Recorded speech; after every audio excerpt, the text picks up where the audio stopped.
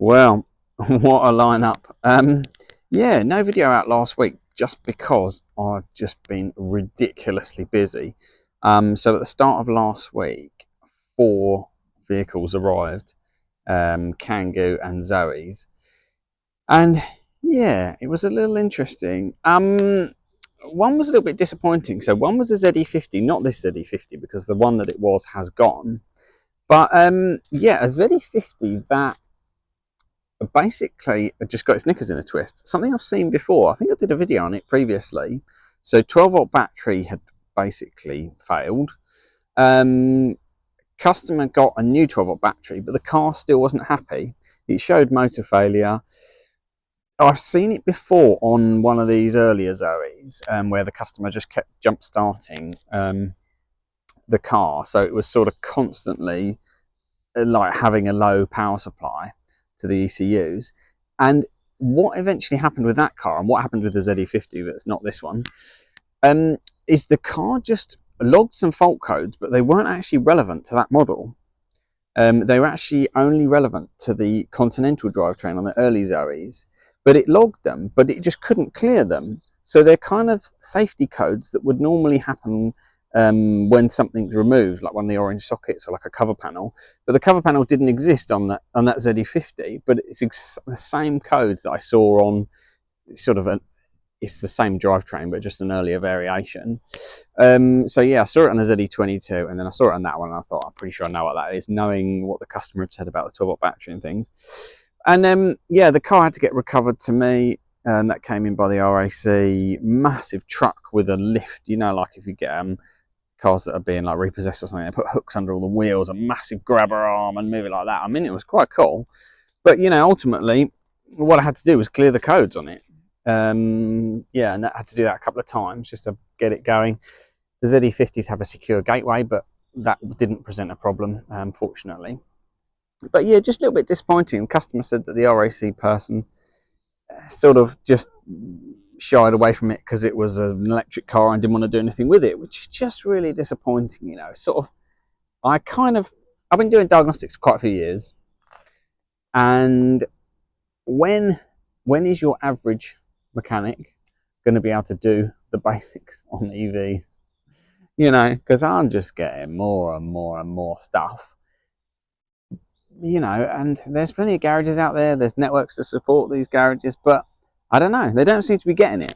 So yeah, literally on that car I cleared the codes. It was, yes, it was one of these, but it was a nice purple colour. My daughter really liked the colour. Yeah, I cleared the codes and I charged it and drove it and stuff, and it was absolutely fine. Customers had it back, no complaints.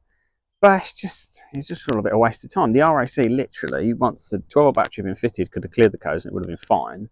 But I think they're just nervous of EVs and yeah, don't know what to do with them, kind of thing.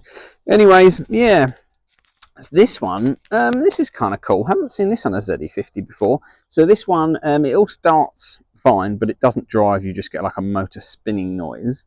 This is going to be a little bit difficult to see, but it's got a hole in the side of the reduction box. But we'll see what we can see on here, and then I'll show it to you on another box that I took out of a Kangoo a little while ago. So it's down about there. So let's see if we can get in. Can we see? Is it going to focus? That's the question. So there, you see where? Yeah, you see where that mangled sort of edge of aluminium is, right? So if we just go over to the scrap pile briefly, this is one I took out of a Kangoo about 2 weeks ago. This is what's happened. So we're looking down like this into the car, and you can see that edge. That's what we just saw. Yeah, I don't know if it's quite as bad as this, but this is what happens basically when the diff just locks up. It starts chewing its teeth, and I think they just get a bit of play inside. Yeah, and this one really went. Yeah, customer said there was quite a bang. So I'm thinking, I bet there was. Crikey, yeah, it's really broken that. This one was really difficult to get off as well. So I think this was actually twisted. That peg is supposed to be in the motor, but the gearbox dragged it out. It's just a bit like that because it's been sitting outside. But yeah, fun and games. So that's coming. So yeah, little job there to do. I've also got here 3 Zoes that need motor bearings, which is kind of mad. One of them my own, so that's not urgent. But yeah, 2 with motor bearings. So that one's going in the workshop next. Yeah, I got some other stuff. Don't worry about that. Now that's the Kangoo that I took the battery out of to put it in the Richmond charity van, and that van got picked up yesterday, so cracking with the customer. So that's cool. Right, we're just going to have a look at this one. So this is another car, only from a local. It's a fairly local guy. Very damp in here. It's had an issue with the windscreen. So let's have a look at this one. So as you can see, it's got electric failure danger. The car does actually start, mostly. It does move, so I can move it backwards, but it's got a wicked yeah, it's got a wicked suspension knock. You can probably hear that. Oh, steering wheel not locked. Wonderful. Oh, you can probably hear those donks. Yeah, it's an interesting one. So this car's got fault codes for DC-DC converter failure, which is really common around 2016. This is a 2017, so a little bit different. So the car is not charging the 12-volt battery. So I've seen this quite a few times. Okay, fine. But the car has some other issues as well. You can see we've got sort of various flashing lights and things, check lights and all that kind of stuff. If we clear those, check everything, check airbags, check electric. So normally you get the check electric, you get the electric failure danger, that's the one you normally get. And you get fault codes for DC-DC converter lack of comms, basically. So the car can't talk to the DC-DC converter, and that unit charges the 12-volt battery. So it's like your electric alternator. You also commonly get the car not giving you certain loads. So it does like a power saving mode. So it just will not turn on certain 12-volt loads because it's got a smart fuse box. So you're not going to have a blower. Lights might work. Yeah, they seem to work. But certain things won't work. The really odd thing with this car is that more things don't work than normal. So usually the brake booster comes on. It's got a 12-volt brake booster on a Zoe, but there is no brake vacuum on this car. So the brakes are rock hard. There is no power steering. So the power steering's pretty hard. Oh, you can hear that. You can hear that. I think it's the front.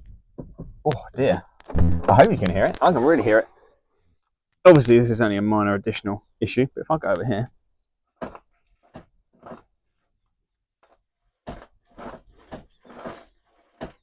you can hear that clonking noise. Lovely. Oh, I put my phone over there, but I've got my I've got my little mic clipped on me. But you might have heard it. So yeah, this car is slightly later than you normally get this failure, and it's got a couple of additional symptoms. Okay. The other thing is, there's a bit of history with this vehicle. So customer said it came up with this danger and then it went away and then it came up again. Went to a garage. Garage diagnosed it as needing a main ECU, which is the one behind the 12-volt battery. They fitted one and configured it, fitted a second-hand one apparently, configured it, and then the car was okay and then it broke down again. I'm like, what's that all about? So this is one of those cars which is really, it's kind of hard to work on because I could do the DC-DC converter and then find we've got a load of other issues. We could have issues related to the previous work that the garage did. We haven't got the old ECU. I've had a look at the connectors and stuff. Doesn't seem to be any damp in there, albeit it is really damp inside this car. So the passenger footwell is really damp. The customer thinks it's around the windscreen because they've put like some tape on the outside. So I've quoted the customer to do the DC-DC converter, but I've had to say to them that there may be other additional issues with this car, which is not really something I like to say. That's more of the dealer model of, oh, we'll replace this first and that probably won't fix it and we'll see what happens kind of thing. But I can't really say anything else. I think that's in ready mode, even though it's not telling us. Yeah, now it's off. It's all just a little bit weird. And I've obviously seen this fault multiple times, whether that lots of this stuff will just come back to life once the DC-DC converter works. I mean, a certain amount of it will do. We'll get a lot of faults gone, but the question is, will we be left with weird stuff? And I've had to say that to the customer, really. We can do it. It's not a cheap job to do, but you may have follow-on issues afterwards. You've obviously got a damp issue in here. It just needs quite a lot of work. But yeah, these are really, they are good cars. They have good range. So this is 9 years old, but yeah, still still very much a decent car. Tricky one. Yeah, tricky one. So at the moment, customers kind of having to think about it, and I'm sort of, you know, chewing it over as well, just to see what's going on. This one's a little bit interesting because I am basically waiting for someone to move some chips on a circuit board. So this is a 5 AM Zoe, so it's got this BCB. Boop, boop. And this car has got an issue with the box under the BCB, which is the PEB, which is that one. But I need like a micro soldering person to move a couple of chips, and they're not like small chips, they're like big chips. And I've got a really good micro soldering guy, but he's not able to do it because he said it's too big. He normally does iPads and iPhones and all that kind of stuff, and they're just too big for him. And it, you know, I sort of said earlier, when's your average mechanic going to be able to do even basic things with EVs? That's kind of one issue. Another issue is that the specialisms, you know, I'm specialist in this, I'm getting lots of different vehicles, but then I'm struggling to find specialists to back me up. So there's kind of like, how many years have there been EVs on the road? 10 years, but still we're really struggling for the specialisms to get these vehicles back on the road. That vehicle could get back on the road if we could find someone with the right specialism that's obviously not going to cost an absolute fortune. So yeah, fun and games. The other thing I'm doing at the moment is just taking this battery apart. So this is the original one out of the Richmond charity Kangoo. So just doing a bit of testing, looking at the modules. Because as I said when I was doing that van, the annoying thing is I'm going to be left with a load of good modules. Now I only needed one module, but we had to put a battery in it. So that van anyway is working absolutely fine. Customers got it back, they're happy, which is cool.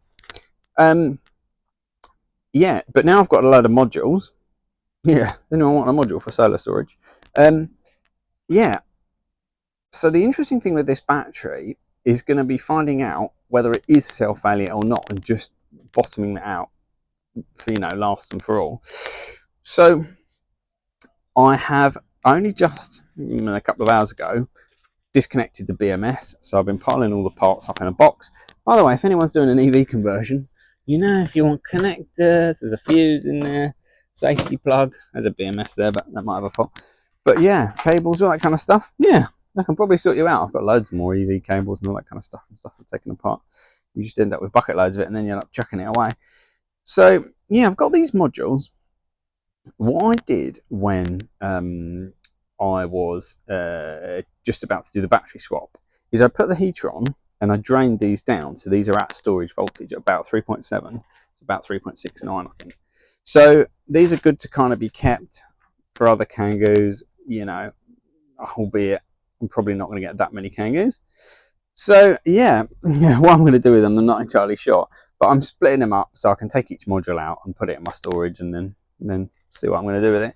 But the interesting one is my faulty one, which is not that one, it's that one, number 10. So I've not yet written the voltage on it because I want to just confirm whether it was the BMS or whether it's the cell. So there's a chance that the balancer is stuck on with the BMS and it's draining the cell. There were some people in the comments that said you could have swapped it over with the module next to it. Yep, that would have been a good idea. Realistically, it would have failed again, whether it drained a different cell because it's a BMS or it's the same cell because it's cell failure. You know, I would be back in the same situation. The van is fixed, and that's the main thing. Customer's happy, it's back on the road. It's about 1/10 of the cost that Renault would have charged. So, yeah, it's cool. But yeah, we're going to find out probably, within a few days, what's exactly wrong with that module. So what I'll do is I'll put all of these other modules in my storage. I'm going to put them in boxes and bags and stuff to keep them nice and dry. They can be used to fix other Kangoos. So when we end up in this situation in the future, we can swap a module over. And yeah, I've written the voltage on all of the sort of ones that didn't have this issue. I'm going to wait probably at least 12 hours or maybe till tomorrow. Write the voltage on that one in case it was the BMS and the BMS was draining it. I want no load on it and I want to get a base voltage. I'll write it on there. I'll probably just leave it on my bench, to be honest. Leave it for a week and then I'll check it and we'll know whether it's going down or not. Because if it's not going down any further, I can charge that cell back up and that module is good. And I can throw away the BMS. Whereas if that cell keeps draining, I know that cell's bad, that's a scrap module, but the rest are still good. I still find it really odd that this battery's had the 2 repairs, knowing how well balanced the rest are. I mean, you can kind of see I've got 8 cells in here, but they're they're the same, but 0.01, those ones, they're just so well balanced, apart from that one cell, and it's had a previous repair. It is quite bizarre, but I used to work for a guy who had a theory that the batteries don't like being not used. They like to be sort of exercised to a reasonable amount. And maybe this battery, I mean, the van had done 9,000 something miles, really low, and I suspect over COVID, it was just literally sat there. Yeah, maybe this van was just literally sat there for months, unused, and it didn't like it. Yeah, interesting. And a couple of cells just decided, yeah, they're not playing anymore. Interesting. Or it affected the BMS. Maybe 12-volt battery went flat. I don't know. Yeah, all good theories. But yeah, the other interesting thing on this battery is a contactor box. I don't know if I really talked about this before, but yeah, no negative contactor. So it's like a Zoe. It's only got a positive contactor. The contactors are just big relays. One big contactor, one little contactor. Yeah, and that little one just bypasses the big one. Big resistor, and it just prevents a spark when you do that sort of startup phase. But yeah, quite interesting. I guess if anybody needs a contactor, I've got them. Occasionally these do get stuck and burn out and stuff like that. But yeah, it's all good fun. It's all good fun. So next job is going to be this car, Alex's car. Motor bearings, I've had it degassed. We're going to get that on. That one can go. We're done with that one. That can go back to the courier company who own it. And actually, they're sending me another vehicle, and this is quite cool. So they've got a Citroen Berlingo 2016. Well, you might not agree it's cool, but I think it's quite cool. So the Berlingo, I'll do a video on this vehicle when it arrives, but the Berlingo started with a really early EV conversion. So there were Saxos and Berlingos, and they were like council fleets. They had NiCad cells that you had to water, wet NiCads. And yeah, basically that was generation 1. Then they improved it. They got Mitsubishi to make a drivetrain. And there was a generation 2. Then there's a generation 3, part of the PSA one, and it's much more boring and modern. But yeah, I've never had my hands on either of the 2 first and second generation ones. But there is a that Berlingo, which is a 2016, is the second generation. Drivetrain by Mitsubishi was kind of shoehorned into the diesel van. So it's actually got 2 battery packs, which are kind of split round the axle, round the rear axle. Yeah, I've seen pictures and sort of technical details of it, but never actually got my hands on one. It's kind of like a mashup between an Outlander, Mitsubishi Outlander PHEV, and a Mitsubishi i-MiEV, and a diesel van. So yeah, that's going to be quite cool. And apparently it's got a reduction box issue. Where I'm going to get a reduction box from for a vehicle that's short production run, not very common, I don't know. But you've got to give it a go. I mean, it could be a broken drive shaft or something like that, and then we'll see what we can find. But yeah, hopefully that was interesting. Just a little roundup. But yeah, I'm kind of sort of wondering whether I'm going to have to fix every Zoe in the country. I mean, I know there are good garages out there, but yeah, certainly the EV repair industry very much needs to change, because I can't fix them all. You know, I've got them lined up. It's silly. I'm literally last week turned down some jobs because I just can't do it. You know, or I can do it, but it's going to be 4, 5, 6 weeks. You know, I'm working at this rate. I'm going to need to take some time off at some point. So yeah, otherwise it's not going to go well. But yeah, it's all good fun. Yeah, and take care. Please do subscribe if you're not already done so. Next interesting repair I will feature. And yes, I should also say that I am going to put the heater fix, which is funny now because it's got warm. But yeah, I'm going to release my heater fix on a new membership tier. So if you've got a Zoe with no heating, obviously you might need it in the evening still and stuff like that. Yeah, there's a new membership tier which is going to basically be mods and custom stuff. And the first thing on there is going to be the heater fix to get the PTC heater working when it's not, sort of when it's above 5 degrees basically. So that will be featured on there if you need it. And thank you for watching, and I will catch you later. Cheers.